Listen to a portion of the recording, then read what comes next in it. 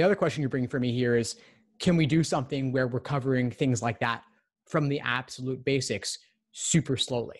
And the people who don't need that, they can skip that day or they can skip that lesson. Today, we're covering the basics of rules like this, walking through it. Even if it takes a half hour to explain one rule with a couple of different examples, we could do that. Is that something that would interest you? That would, because the thing is, like, I've studied this exam on and off, and I have like a treasure chest of LSAT material. It's so ridiculous. The thing is, like, to some degree, I am familiar with all the different logical reasoning questions, and I can identify them. In logic games, I can identify them. But then it's like when it comes to like practice them or do questions, for some part, it's like I'll either like freak out, like freeze, or it's like I will like maybe for logic games specifically say I will diagram the diagram correctly, but then maybe my inferences are not spot on, and then I'll be able to answer some questions, but then it's like something in my process is just not connecting and I can't seem to figure out what it is.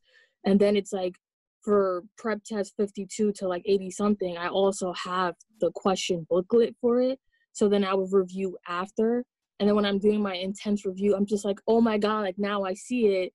I understand it. I understand where I went wrong.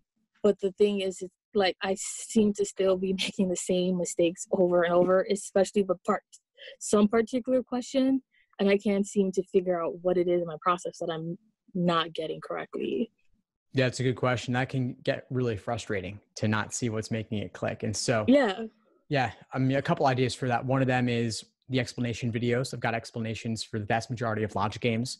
So take a look at those. Those may help. I would also suggest coming to the Tuesday night sessions, Tuesday night study groups, where you can get together with other students and workshop those problems.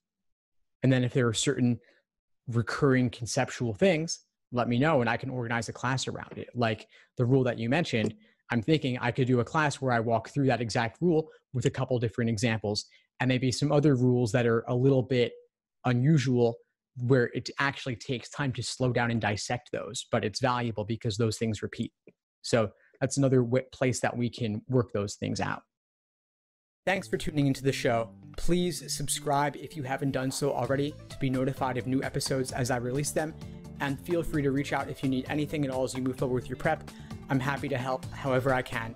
In the meantime, I wish you all the best and take care.